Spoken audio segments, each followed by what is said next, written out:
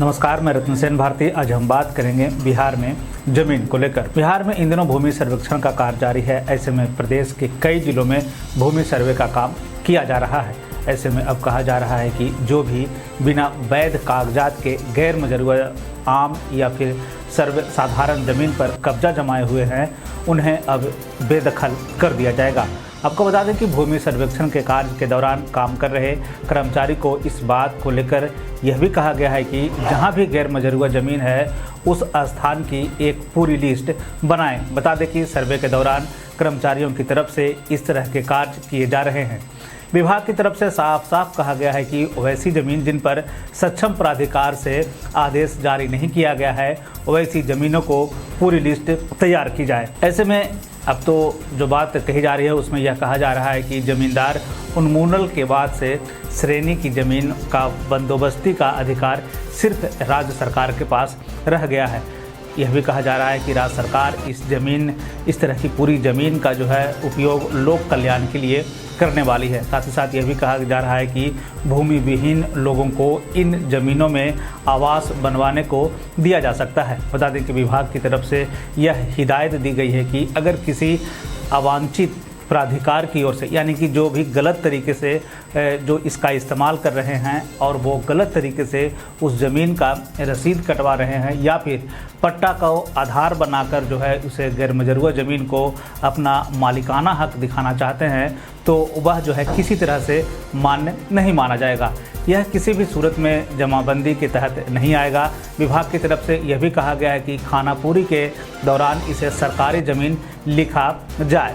साथ ही साथ यह भी कहा गया है कि खेसरा पंजी के साधारण में भी इसका लिखित विवरण दे। इस अधिनियम में यह भी उल्लेख किया गया है कि भूतपूर्व जमींदार या फिर मध्यवर्ती की ओर से दिए गए पट्टे, हुक्मनामा और लगान की रसीद किसी भी तरह से मान्य नहीं होगी। साथ ही साथ सर्वे कर्मियों को यह भी बताया गया है कि गैर मजरूआ आम जमीन का उपयोग आवासीय परिसर के लिए तो नहीं किया जा रहा है। साथ ही साथ यह भी कहा गया है कि अगर यह जमीन कैडस्ट्रल या फिर रिविजनल सर्वे खतिहान में अवैध कब्जा के रूप में दर्ज है तो सर्वेक्षण में इस ज़मीन के बारे में अवैध कब्जा ही लिखा जाएगा।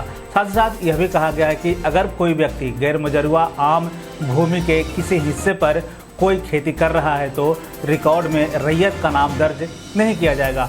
इस श्रेणी में किसी ज़मीन जिसका उपयोग सड़क, नाला, नदी, जिला परिषद की सड़क, शमशान, कब्रगाह, विद्यालय, तालाब, पोखर, जलाशय आदि के रूप में हो रहा है तो उसे गैर मजरूआ आम के रूप में खाता में दर्ज किया जाएगा। जमीन सर्वे को लेकर जारी निर्देश में यह भी कहा गया है कि यदि किसी अधिकारी या कर्मचारी ने गैर मजरूआ आम श्रेणी की जमीन के लिए लगान रसीद काट दिया है, उसे भी अब अमान्य कर दिया जाएगा। साथ ही इस आधार पर जमाबंदी को रद्द करनी होगी।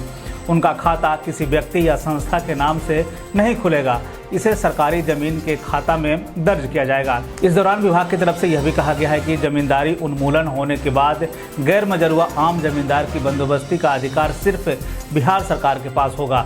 यह भी कहा गया है कि मंत्रिपरिषद की बैठक के बाद इस कानून में बदलाव होने की बात जो है कही गई थी, जिसके तहत साल 2010 में भूमिहीन महादलितों को ग्रामीण क्षेत्रों में आवास के लिए 3 डिसमिल ज़मीन देने का फैसला किया गया था। साथ ही साथ मंत्रिपरिषद ने इसके लिए प्रमंडलीय आयुक्त को जो है अधिकृत किया था ताकि जो गैर मजरूआ ज़मीन है वो सही लोगों तक पहुंच सके, महादलित परिवारों तक पहुंच सके, भूमिहीनों तक पहुंच सके। तो ऐसे में बिहार सरकार एक तरह से कह लें कि भूमि सर्वेक्षण के दौरान एक बड़ी ही अहम पहल कर रही है, जिसमें कि गैर मजरूआ ज़मीन जो है उसको निकालने की बात कही जा रही है। एक तरह से कह लें कि ग्रामीण इलाकों में इस तरह की ज़मीनें बहुत सारी है जिस पे अवैध रूप से कब्जा किया गया है। बिहार और बिहार से जुड़ी हुई और भी ऐसी खबरों के लिए बने रहें हमारे चैनल के साथ। मुझसे इजाज़त, धन्यवाद।